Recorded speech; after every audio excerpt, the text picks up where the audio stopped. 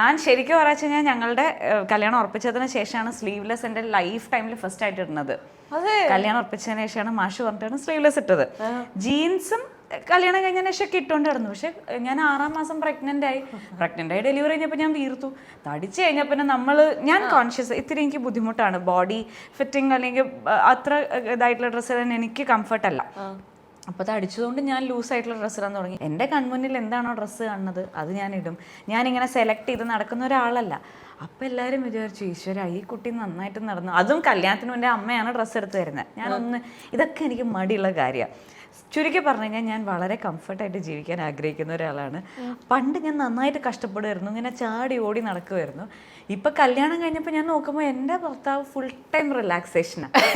ഞാൻ ചാടി ഓടി ചെയ്യുമ്പോൾ എന്തിനാ ദേവിക റെസ്റ്റ് എടുക്കും. ആദ്യമൊക്കെ എനിക്ക് ഭയങ്കര ബുദ്ധിമുട്ടായിരുന്നു. എനിക്ക് റെസ്റ്റ് എടുക്കാൻ പറ്റില്ല. ഞാൻ ഭയങ്കര പിരിപിരിപ്പായിരുന്നു. ഞാൻ നോക്കുമ്പോൾ കൊള്ളാലോ, വെറുതെ നെറ്റ്ഫ്ലിക്സും കണ്ടുകൊണ്ട് റെസ്റ്റ് എടുത്തുകൊണ്ടിരിക്കുന്നു, പൈസ വന്നുകൊണ്ടേയിരിക്കുന്നുണ്ട്. ഞാൻ വീണയുടെ ധ്യാന്റെ ഇന്റർവ്യൂസ് കാണുമ്പോൾ ഞാൻ ധ്യാന്റെ ചില കമന്റുകൾ പറയുമ്പോൾ ഞാൻ ദേവിയോട് പറയും, കണ്ട ഇതായിരുന്നു എൻ്റെ ജീവിതം. കാരണം ധ്യാൻ കോവിഡ് സമയത്തൊക്കെ എനിക്ക് കോവിഡ് ഒന്നും ബാധിച്ചിട്ടില്ല. കാരണം എന്നെ കോവിഡ് ഒന്നും ബാധിച്ചിട്ടില്ല. എനിക്കൊരു 2-3 പരിപാടി ചെയ്ത് ഒരു 5-6 മാസത്തേക്കുള്ള ചെലവിനുള്ള പൈസ കിട്ടി കഴിഞ്ഞാൽ ഞാൻ അവിടെ നിന്ന് നെറ്റ്ഫ്ലിക്സ് ഒക്കെ കണ്ട് പിന്നെ ഓസ്ട്രേലിയയിൽ നിന്ന് പ്രോഗ്രാമിന് വിളിച്ചാലും ചേട്ടാ നല്ല തിരക്കില്ല. എന്താ തിരക്ക്? കിടന്നുറങ്ങുക, നെറ്റ്ഫ്ലിക്സ് കാണുക.